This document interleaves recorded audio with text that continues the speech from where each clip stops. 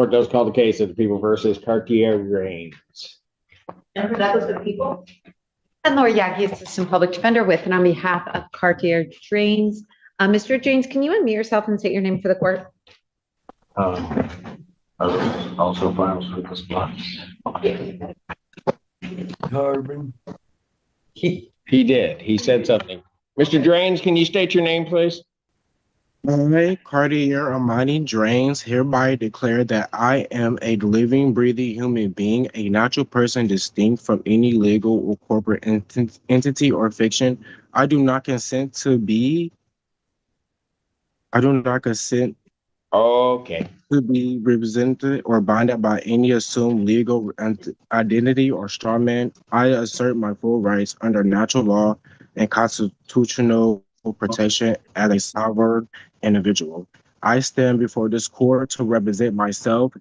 All legal matters pertaining to the charges brought against me. I reject any notion or claim that my person may be divided, operated or substituted by any separate legal entity. I affirm that all statements, evidence, and arguments I present are made on behalf of my living self, fully understanding my rights and responsibilities as a free individual. Hey, you finished? All right, guys, let's break this down. The court opens with a routine case call, and within seconds, it spirals into sovereign citizen theater. Instead of confirming his name, the defendant delivers a rehearsed manifesto about being a living, breathing human, separate from legal fiction. The judge instantly reads the room and adjourns. When a hearing starts with ideology over identity, you know control is already slipped.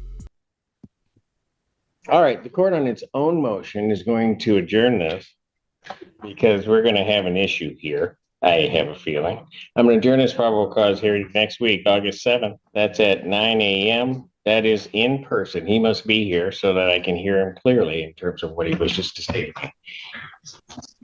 Bond at this time will continue. Thank you. I'll follow up with you. Thank you. Does call the case of the people versus Stephen Javon. Hannah Mackey on behalf of Mr. Javon, who's approaching.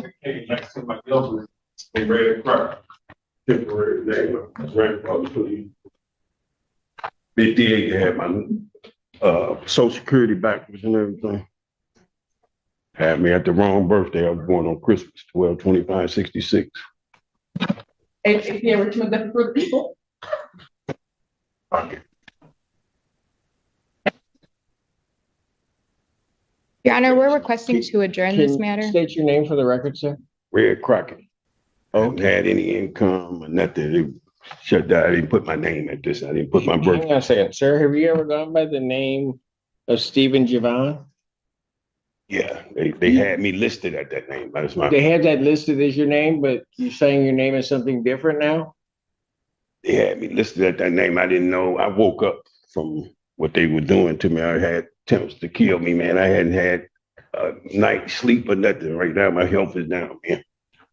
I'm suffering from a gunshot wound from segregation, in which I'm still going through stuff. I left a hospital with open wounds. Something happened. Okay, but I just not need too to long know. ago. And then you were part of something. I'm really. The second defendant doesn't just dispute details, he disputes reality. He claims wrong birthdays, false identities, assassination attempts, and an art fair conspiracy. All while the judge tries to answer one simple question. Is this you? The courtroom dynamic shifts from procedural to chaotic. The judge stays measured, but the disconnect between question and answer signals deeper instability. I'm really excited conflict of interest with this. I'm really just deciding to kill this case, man. Because this case is, they got me the last day of the art fair. The last day of the art fair, I'm asking you to kill the case. What art fair? That's what happened to me. They made a false report and they got me. Okay, all right. This stuff, crazy Hold on, stuff. hold on. At some point, I myself or some other judge will hear all of your complaints. I just need to know, do I have the person in front of me that this complaint pertains to? So that's why I'm asking you. You've been known by the name Stephen Javon before at some point, correct? Yeah. Okay. All right. Counsel, what do you want to do on this? Approach, please. No. May I'll we keep approach? going because I ain't had no income. I can't keep going that stuff with it, just doing stuff to me. I've had Is this many gonna be cases important? this year. It's okay. Once the prosecution requests a competency evaluation, the temperature spikes. The defendant hears evaluation and responds with accusations, threats, and claims of past harm. Instead of clarifying confusion, he doubles down emotionally. The request wasn't random, it was triggered by observable behavior, and his reaction only reinforces why the court made it. Yeah, come on. This is an open and shut state. I shouldn't be. All right. Go ahead. Okay, what are we, record to reflect, you had a brief bench conference in this case. What are we doing with this man? Your Honor, the people would like to request that there is an order for a competency evaluation. That is on a people's motion. I think that given what we've just heard from the defendant, it's an appropriate request at this time. Any statement? Evaluation, Any- and they almost killed me. I'm Sir, better get me out this Sir, room, man. They sir, almost killed me, man. sir, I can't sir. keep going through this, man. sir. I'm not gonna go Sir. through no evaluation because I got an education, man. I'm not going through that no more. Sir. You did this last time to me, man. It's already a conflict of interest. Yeah. I'm just saying. I'm gonna say, He got- sir, I'm gonna say, Now, sir, one I more had a time. Reaction to that. Sir. Almost was dead from that allergic reaction, man. You and Collins, man. Already a conflict of interest. I'm gonna order a competency evaluation, parental I'm order you evaluation. for a competency evaluation, man. Pretty, I'm finna sue y'all, man. You wanna know I leave what? here. You keep talking, we're gonna have a problem. I'm 'Cause not I'm gonna gonna get no get through- I'm evaluation gonna from get you. through- You're not gonna do I'm this to gonna me get again. through this hearing. Yeah. All right? Not If gonna- you don't want to conduct yourself appropriately, then we'll sit you in back until you can come out and conduct yourself appropriately. I ain't going to no competency evaluation. I don't need no competency. I had medication I shouldn't even have in me. I almost I'm gonna died, let you man. go I'm on not and try to gonna be, get it I'm all not gonna out. be under no pressure with no medication. I'm not gonna be taking something that I'm not. All right, I'll tell you what I'm gonna do. I've given you 2 warnings. I'm gonna pass the matter. Mr. Allen, you can place him in back. I will decide on what his bond is and everything else. You need to go with my bail if you, sir. Man, you sitting there, I'm finna. You need do to a truck. go with Okay. them. Call I'm a- security, call security down. Courtroom the same way, but- Man, you, that's the same way. You a part of something that did something to me, man. all the time. You guys might want to go check back there. That, I don't know what's gonna happen. That's his back.